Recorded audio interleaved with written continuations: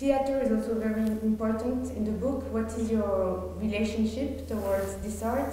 And did you ever try to play or to write for the theater?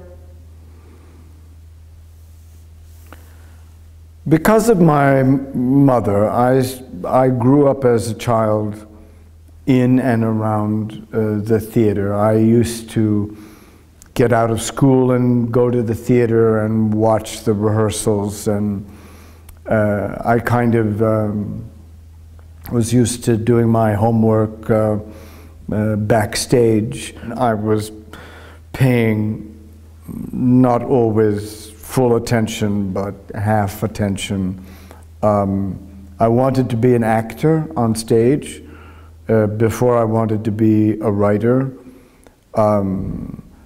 I saw a lot of Shakespeare on stage before I was old enough to read those 19th century novelists that made me want to be a writer instead of being an actor.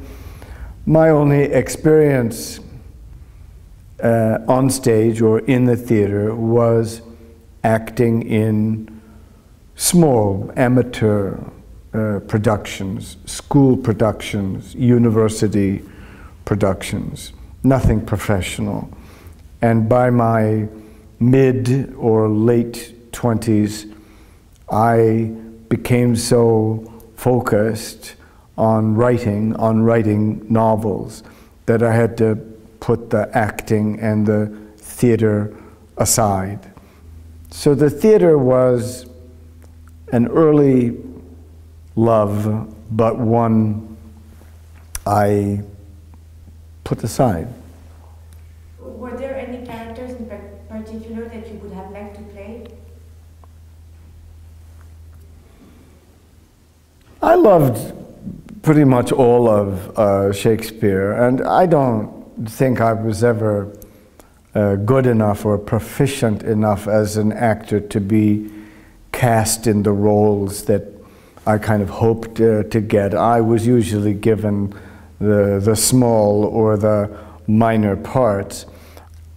You know, I would like to have been the main characters, but I usually wasn't cast as any of the main characters. I don't think there's a play I auditioned for as many times as I auditioned for Romeo and Juliet, and I was in an all-boys school, so that it was traditional that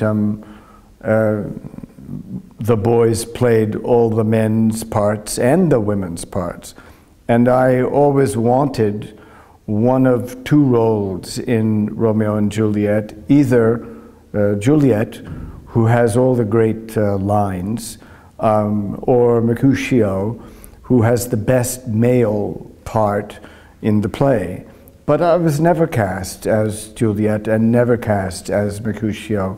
I was always cast as Tybalt, who's an angry bastard, and I think that probably the director was right in casting me as Tybalt, but of course I thought I was better than that and could do a more ambitious role.